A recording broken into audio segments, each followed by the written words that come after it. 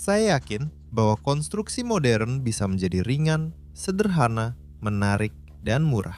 Kita hanya perlu keluar dari pola pikir yang biasa, dan akan menjadi jelas bahwa bangunan yang tidak terlalu besar tidak harus selalu permanen dan akibatnya sangat berat. Hal ini secara jelas ditunjukkan oleh proyek saya Rumah $1.000, serta banyak bangunan lain yang saya bangun dengan teknologi inovatif yang sangat sederhana, yang mudah dipelajari oleh siapa saja, bahkan oleh orang yang sama sekali tidak berpengalaman dalam bidang konstruksi. Saya rasa sekarang saatnya untuk menceritakan bagaimana semuanya dimulai dan bagaimana saya sampai pada semua ini.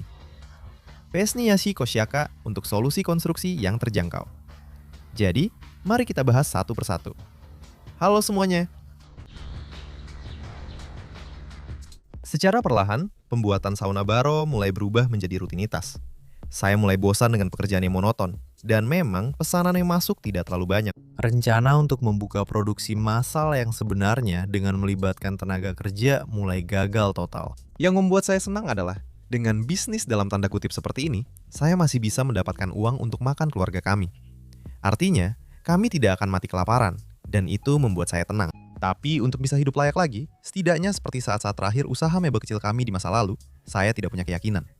Di tahun 2000-an, saya tidak yakin dengan produksi tersebut. Agar misalnya bisa membawa keluarga berlibur ke Selapan, pesanan untuk pemandian harus meningkat setidaknya 23 kali lipat. Selamat siang, tunggu sebentar. Apakah ada kereta yang harus datang? Saya sedang berdebat.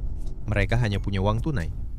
Saya bahkan sempat ingin pergi ke Minsk atau Moskwa dengan contoh pemandian keliling saya. Pada siang hari, pemandian akan digunakan untuk menerima pesanan. Dan pada malam hari, saya bisa bermalam di dalamnya dan menghemat 100% biaya sewa tempat tinggal. Pemandian di atas trailer, dan trailer itu adalah kendaraan. Bisa diparkir di mana saja selama tidak dilarang. Dari malam ke malam, saya akan memindahkan pemandian keliling ini semakin dekat ke pusat kota. Dan harga properti bergerak saya di atas roda akan naik setiap kilometernya. Saya akan mengumpulkan beberapa pesanan, lalu kembali dan mulai bekerja. Tapi istri saya tidak mengizinkan. Seperti sebelumnya, saya terus mengunggah video ke internet. Saya membuat beberapa video tentang pembuatan sauna baro. Saya berpikir, dengan cara ini bukan hanya penduduk Homel dan sekitarnya yang akan tahu tentang pemandian saya, tapi juga lingkup yang jauh lebih luas. Mungkin coba dari Rusia. Antara Rusia dan Belarus sebenarnya tidak ada perbatasan. Di sana ada pekerja minyak, pekerja gas, dan juga para pemilik villa mewah di pinggiran Moskwa.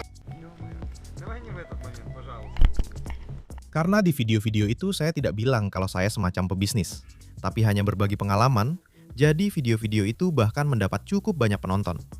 Bukan jutaan, tapi ratusan ribu orang sudah menonton tentang pemandian saya.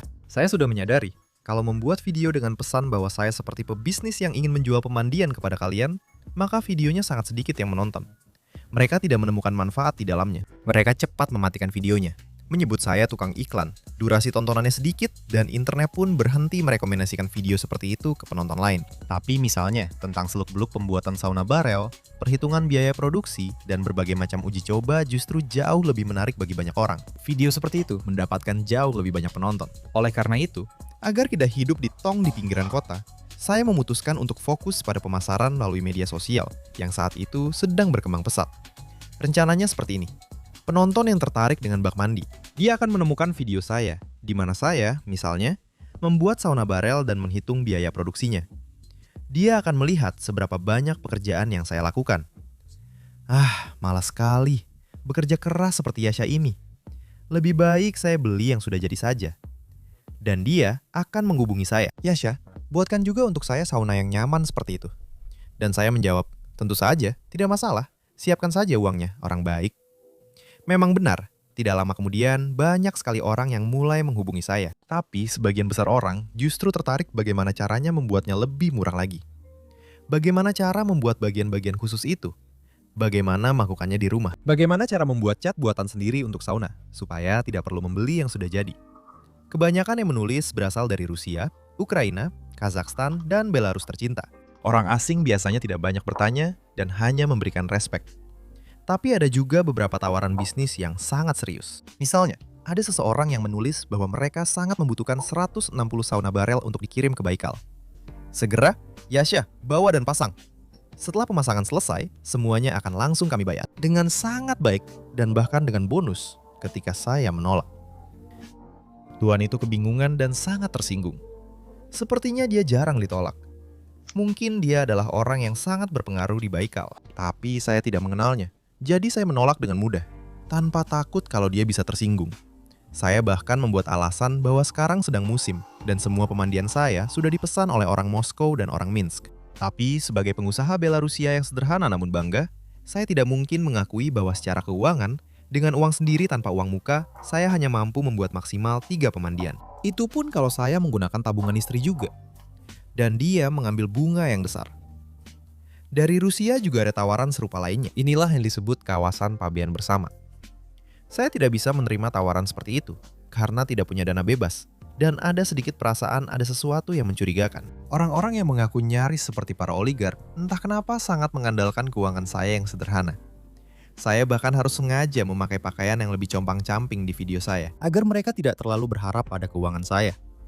Tapi, itu tidak membantu. Tawaran-tawaran yang meragukan terus berdatangan. Dari komentar-komentar, saya juga paham bahwa meskipun pada tahun-tahun itu sauna tong Skandinavia masih merupakan hal baru di wilayah pasca Soviet kita, para pengrajin kita sudah sempat merusak reputasinya. Dan sangat sulit meyakinkan seseorang untuk membeli sauna seperti itu ketika temannya sudah dibuatkan yang serupa. Dan sekarang, dia bukannya menghangatkan diri di dalamnya, tapi malah kedinginan. Sauna tong dengan cepat dibuat asal-asalan oleh para tukang asal Slavia Timur kita. Di video luar negeri, ulasan tentang sauna seperti itu sangat bagus. Seperti kata pepatah, apa yang baik untuk orang Skandinavia, bagi orang Rusia malah jadi masalah. Kata Rusia mungkin lebih tepat diganti dengan Slavia Timur, karena sama-sama melakukan kesalahan adalah orang Belarus, Ukraina, dan Rusia. Pada dasarnya, situasi serupa juga terjadi pada mobil. Jika seumur hidup hanya mengendarai Ziguli atau Tavria, kamu akan salah paham bahwa semua mobil di dunia itu sama saja. Padahal, masih ada juga Belgi. Jadi, tidak semua sauna tong itu buruk. Teman saya Valentin setuju bahwa sauna bisa saja bersifat mobile. Tapi jelas tidak dalam bentuk sauna tong Skandinavia yang dianggap musuh. Saat Valentin mandi uap di sauna saya, terlihat jelas bahwa dia sangat menikmatinya. Tapi ketidaksukaannya terhadap hal-hal asing membuatnya tidak bisa benar-benar rileks. Itu sangat terasa. Sauna milik teman saya, Valentin, terbuat dari lavet. Lavet adalah bahan kayu yang merupakan batang kayu yang dipotong di dua sisi yang berlawanan. Bentuknya mirip papan tebal, atau setengah balok. Untuk mencapai kekuatan konstruksi yang cukup, dinding sauna Valentin jauh lebih tebal. Oleh karena itu, seluruh saunanya jauh lebih berat dibandingkan sauna tong portabel milik saya. Trailer untuk sauna milik teman saya adalah trailer yang sedikit dimodifikasi dari trailer tong fast atau bir. Trailer ini diproduksi pada zaman Soviet. Saya rasa banyak orang masih ingat keajaiban perdagangan keliling Soviet ini. Valentin memasang roda berdiameter lebih kecil pada trailernya. Dan sekarang trailer itu tampak benar-benar berbeda. Untuk menarik sauna seberat itu, teman saya sampai harus membeli Mercedes yang bertenaga. Namun, bahkan mobil penarik sekuat itu pun tidak selalu mampu menaklukkan tanjakan. Sedangkan saunaku yang dipasang di atas trailer 2 sumbu buatan sendiri, bisa dengan mudah dibawa bahkan ke tempat-tempat yang cukup sulit dijangkau dengan Honda CR-V yang ringan. Dan yang terpenting, bisa dibawa keluar lagi dari tempat-tempat itu. Ringannya konstruksi sangat membantu untuk hal ini. Dan saya juga menghadapi masalah bahwa pintu-pintu yang dibeli, yang saya gunakan di sauna saya, menjadi alasan utama keluhan. Inilah hasil kerja para tukang kita yang kurang bertanggung jawab. Pintu bisa mengubah penemuan terbesar dan paling sederhana umat manusia, yaitu pintu itu sendiri. Tapi itu bukan alasan untuk menolak menggunakan pintu. Oleh karena itu, saya berpikir untuk mulai melengkapi sauna saya dengan pintu buatan sendiri.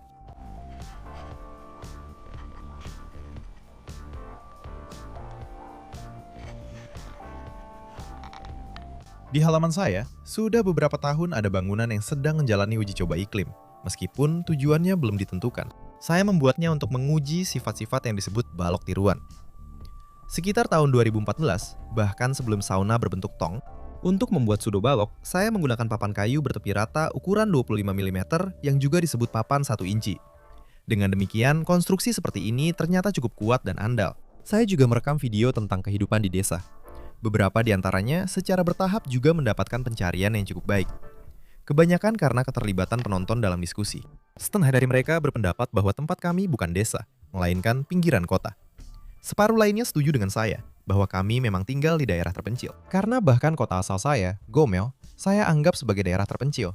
Padahal kami pindah ke tempat yang lebih terpencil lagi. Memang, suasana hati saya saat itu seperti itu. Diskusi-diskusi ini sangat membantu perkembangan video saya tentang kehidupan di desa. Saya menceritakan betapa banyak kesulitan yang ditambahkan oleh kehidupan di rumah sendiri. Misalnya saja pemasangan kabel, serat optik untuk internet. Di apartemen, Anda bahkan tidak akan menyadarinya. Hanya lubang di dinding dan kabelnya dipasang langsung di sepanjang list dan kusen pintu. Tapi di rumah, Anda harus bekerja keras. Menggali setengah jalan, setengah halaman, dan membongkar jalur beton di sekeliling rumah. Saya membiasakan putra bungsu saya, German, dan sepupunya untuk bertahan hidup di masa pasca apokaliptik. TV selalu melebih-lebihkan segalanya, dan kami melatih cara membuat perapian untuk bertahan hidup dari bahan-bahan reruntuhan kota. Kota-kota bisa saja terkena serangan nuklir. Para komandan melakukan pengeboman. Peluang bertahan hidup di daerah terpencil lebih tinggi.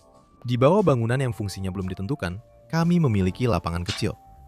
Ruangan-ruangan di rumah utama yang belum sepenuhnya digunakan juga mulai dimanfaatkan. Keuangan masih tetap sulit, tapi saya sudah bisa menyisihkan sedikit kayu bangunan. Para pesaing juga tidak tinggal diam. Melihat betapa gigihnya saya membawa model sauna contoh untuk menerima pesanan, mungkin mereka berpikir semua pesanan sekarang ada pada saya. Karena itu, mereka juga mulai menggunakan metode serupa hampir tanpa biaya. Mereka tidak menyadari apa yang mulai saya sadari semakin jelas. Ternyata, sepertinya masalahnya bukan pada kita, para pebisnis. Saya melakukan beberapa perawatan rutin pada semua pemandian yang saya buat. Dan saya terus-menerus memastikan bahwa jika membuat sauna tong dengan benar, mengikuti semua trik sederhana ala Skandinavia, maka bak mandi itu akan menjadi tempat favorit keluarga. Mereka bangga menunjukkannya kepada teman dan tetangga. Mereka menyukainya dan bahkan menghiasinya. Jadi, apa yang baik untuk orang Skandinavia bisa juga baik untuk orang Belarus.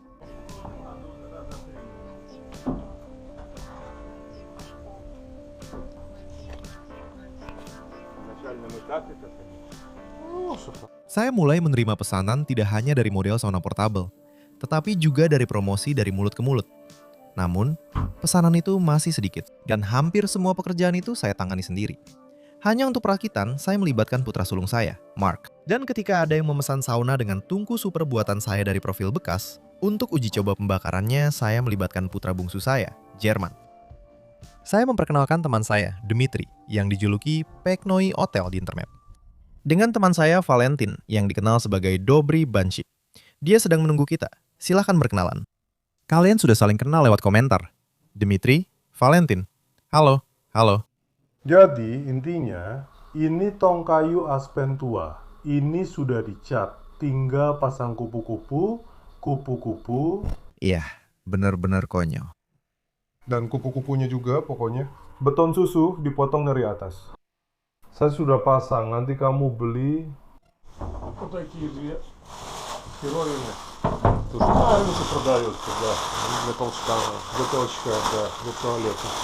Pokoknya di sana saya tembak, buat 2 lubang, lalu saya pasang di sini.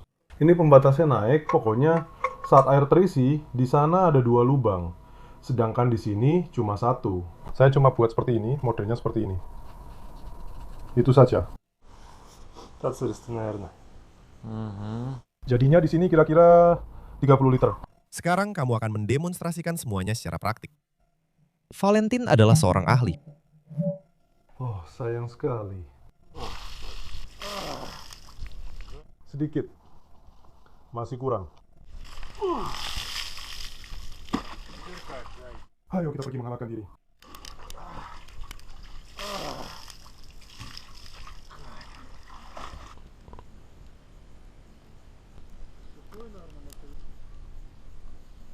Itu ketika seolah-olah memanas, mengeluarkan semacam cairan, seperti cairan.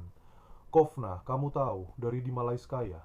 Tepat pada kunjungan itu ke teman saya Valentin, saya menyadari bahwa dia adalah gambaran kolektif orang Belarusia modern, atau bahkan mungkin gambaran kolektif seorang wakil dari seluruh kawasan pasca Soviet. Ini adalah masyarakat DIY baru, yang tidak lagi hanya ingin membeli barang jadi. Alasan terjadinya hal ini bisa bermacam-macam. Saya bukan analis, tapi yang terjadi adalah banyak dari kita karena berbagai alasan tidak lagi suka membeli dan ingin melakukan banyak hal dengan tangan sendiri. Tentu saja, tidak semua orang, tapi sangat banyak. Saat melewati deretan garasi, saya sering melihat para penghuninya sedang mengelas dan mengecat mobil-mobil tua mereka. Beberapa orang, setelah menyingkirkan barang rongsokan berkarat, mengubah garasi mereka menjadi bengkel, tempat mereka mengerjakan pertukangan kayu atau pekerjaan mekanik, dan kebanyakan untuk kebutuhan sendiri. Masyarakat DIY pun dengan cepat terbentuk. Atau mungkin semua itu hanya perasaanku saja. Misalnya, anak-anak di sekitar memperhatikan teman sebayanya. Wanita hamil memperhatikan wanita hamil lainnya. Ibu-ibu dengan kereta bayi memperhatikan ibu-ibu lain dengan kereta bayi. Pemabuk memperhatikan pemabuk lain. Begitu juga para pelaku DIY memperhatikan sesama pelaku DIY. Kemungkinan itu juga tidak aku abaikan. Dan aku semakin merasa sebagai pelaku DIY. Tapi entah kenapa, saun aku tetap kurang laku. Aku tidak bisa memahaminya. Aku semakin suka merekam dan mengunggah video ke internet. Topik tentang kebun buah dan kebun sayur sangat menarik bagiku. Secara perlahan, kami yang dulunya benar-benar warga kota mulai berubah menjadi tukang kebun desa yang rajin. Karena topik menanam bahan pangan organik di masyarakat kita sedang berkembang pesat. Saya perhatikan, misalnya, jika ranting hasil pemangkasan kebun tidak dibakar, tapi dihancurkan dengan mesin pencacah kebun, maka kita akan mendapatkan bahan organik yang bermanfaat untuk kebun dan juga kayu bakar untuk barbeque. Mengingat berapa banyak tenaga dan biaya yang saya dan istri keluarkan saat membangun rumah kami, saya terus-menerus memikirkan bagaimana cara membuat semua kegiatan yang sangat mahal itu menjadi lebih murah dan sederhana. Setidaknya saat membangun bangunan kecil. Saya merasa bahwa bahan bangunan dan finishing modern memang sengaja dirancang agar bisa menguras uang kita sebanyak mungkin. Dengan bahan-bahan itu, biayanya tetap mahal, bahkan jika semuanya dikerjakan sendiri. Kalau sampai harus menyewa tukang bangunan, biayanya jadi sangat mahal. Sedikit saja melakukan kesalahan, misalnya saat melakukan waterproofing, semuanya harus diulang dari awal. Saya sudah menyukai bahan komposit sejak muda. Bahkan saat berusia 15 tahun, saya sudah mencoba membuat produksi helm motor fiberglass dan fairing untuk motor. Saat itu, saya sudah tahu apa itu model induk dan cetakan. Pada waktu itu, saya dihadapkan pada pilihan yang sulit. Menjadi seorang kooperator dan mungkin nantinya menjadi orang kaya baru Belarus, atau melanjutkan sekolah dan kemudian kuliah di GUZ. Orang tua saya bersikeras bahwa pendidikan itu penting. Oleh karena itu, ketika tiba saatnya untuk merenovasi teras, saya memutuskan untuk menggunakan bahan komposit buatan sendiri yang terbuat dari triplek, resin epoksi, dan kain fiberglass. Triplek dalam komposit ini ternyata menjadi titik lemahnya. Dan isian teras seperti itu tidak bertahan lama.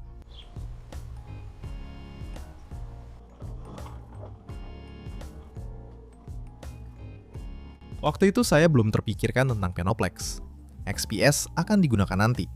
Jadi, saya harus beralih ke bahan yang lebih tradisional, logam dan kayu. Tentang bagaimana mendapatkan pilihan teras yang sangat kuat, bahkan hampir abadi, saya sampai membuat video terpisah.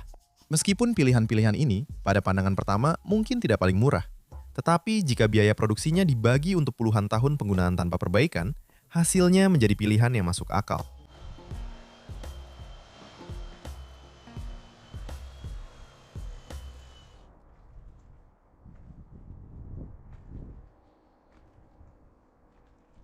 Teman saya Valentin terus aktif bereksperimen dalam pembangunan sauna yang lebih klasik.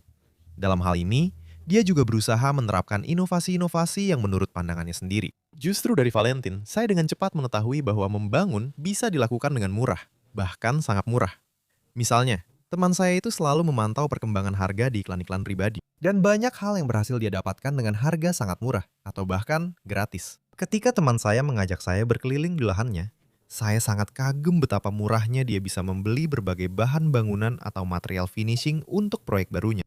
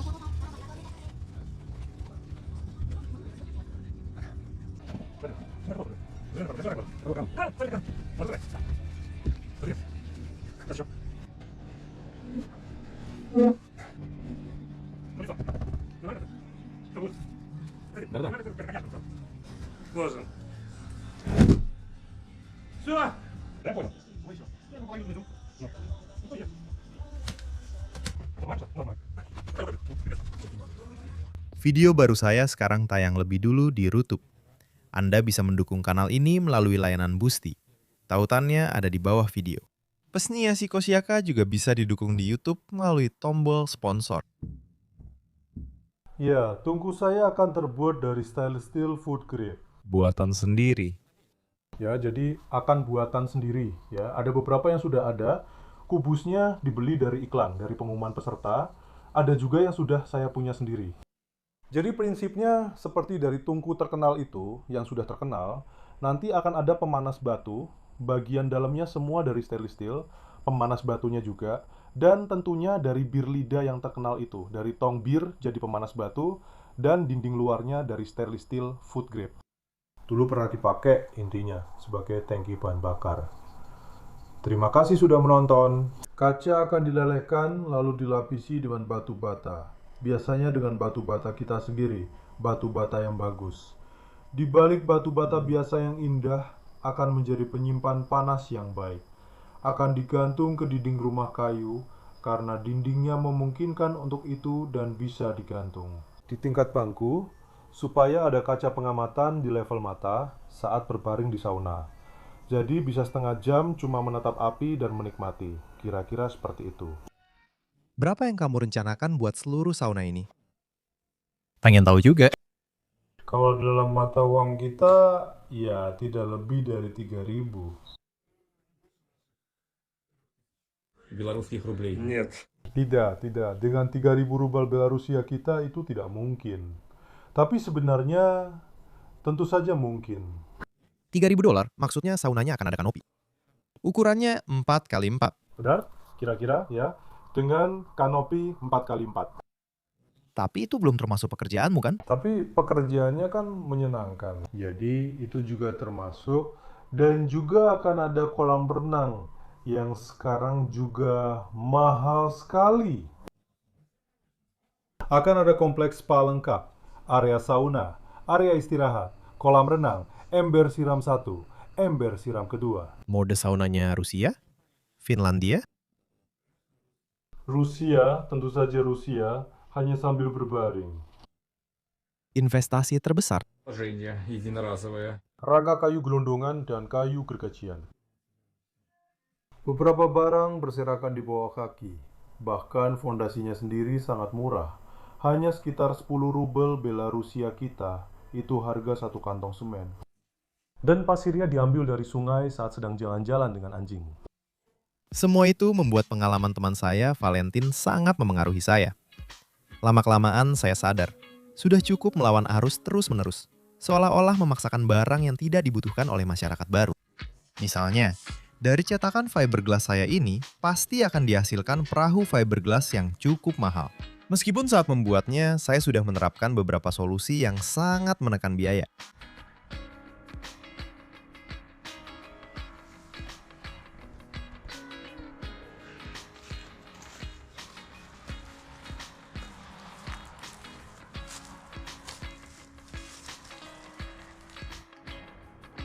Secara bertahap, saya juga membuat playlist terpisah berisi video-video saya tentang alat-alat buatan sendiri yang telah dimodifikasi untuk kebun, pembangunan, dan kebutuhan rumah tangga lainnya.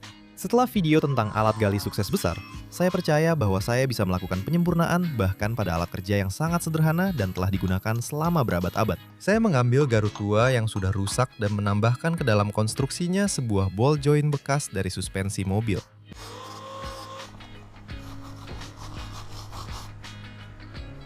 Dengan sangat cepat, saya berhasil membuat garut 3D yang bisa dibanggakan karena memiliki kemampuan menggaruk yang jauh lebih baik. Menggunakan garuk ini jauh lebih menyenangkan. Garu baru ini juga tidak memiliki kekurangan besar yang dimiliki semua garu. Jika tidak sengaja terinjak, garu itu tidak akan menghantam dahi Anda.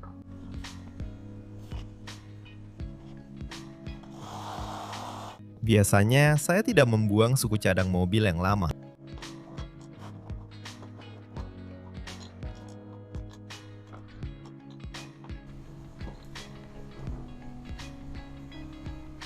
Jika batang kemudi lama dilihat dari sudut yang berbeda, bisa saja ada sesuatu yang bisa dibuat darinya.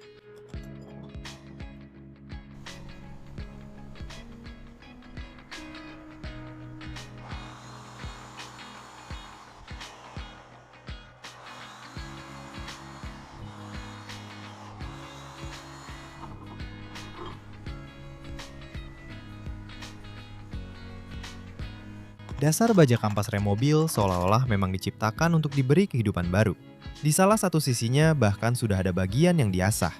Saya tidak bisa ketinggalan dengan pelajaran bertahan hidup pasca apokaliptik bersama anak bungsu saya. Dan dalam rangka kursus berikutnya, kami mempelajari cara membuat alap ini. Setelah kiamat, pasti akan tersisa banyak sekali suku cadang. Yang akan sedikit hanyalah manusianya.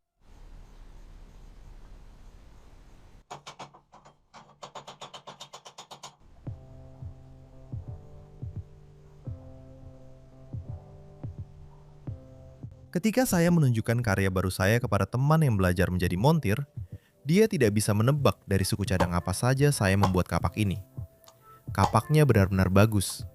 Bisa digunakan untuk menebang tanpa henti.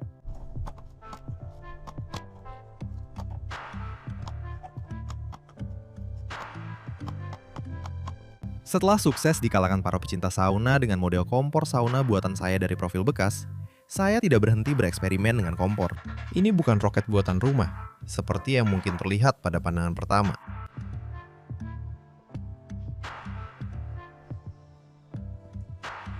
Ini adalah konvektor pada cerobong asap dengan vektor pelepasan panas yang dapat diubah.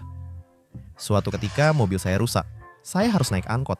Dan tiba-tiba saya dengan jelas melihat konsumen baru saya, semua. Dari yang muda hingga yang tua, melihat ke smartphone mereka.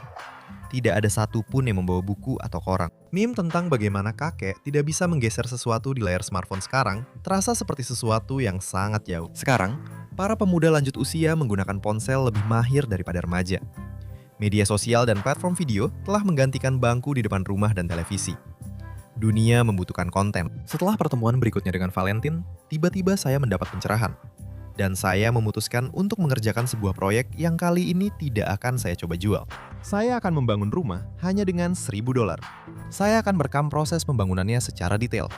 Rangka rumah seharga $1.000 dari kayu imitasi, tanpa saya sadari sudah saya uji selama beberapa tahun. Inilah bangunan yang sebelumnya tidak diketahui tujuannya. Sekarang, tujuannya sudah jelas. Tautan kedua episode sebelumnya, jalur menuju supermaterial, saya tinggalkan di bawah video ini. Jika belum menonton dan tertarik, silakan tonton. Saya harap akan ada kelanjutannya. Jangan lupa beri jempol ke atas. Berlanggananlah ke kanal Pesni Yashiko Shaka. Ikuti juga di YouTube, grup VK, TikTok, dan Zen. Semua tautannya ada di bawah video. Jangan lupa juga tekan loncengnya, supaya saya bisa memberi informasi kepada kalian dengan pasti. Semoga perdamaian tercipta di seluruh dunia. Terima kasih.